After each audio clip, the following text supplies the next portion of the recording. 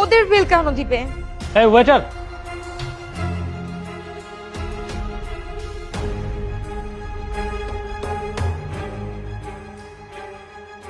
Thank you so much baby, you are such a life সেভার।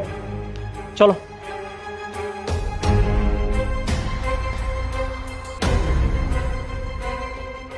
আচ্ছা আচ্ছা ঠিক আছে, ওকে ওকে। হ্যাঁ হ্যালো, হ্যালো নাজিম, কি ব্যাপার, কি হয়েছে? একটা বড় অঘটন ঘটে গেছে, আমি জানি না তো কিভাবে বলবো। আরে কি হয়েছে আমাকে খুলে বলো।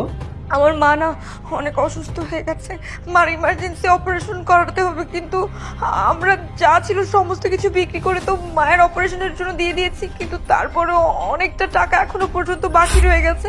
এই টাকাটা ম্যানেজ না করতে পারলে আমার মা আর বাঁচবে না নাজিম।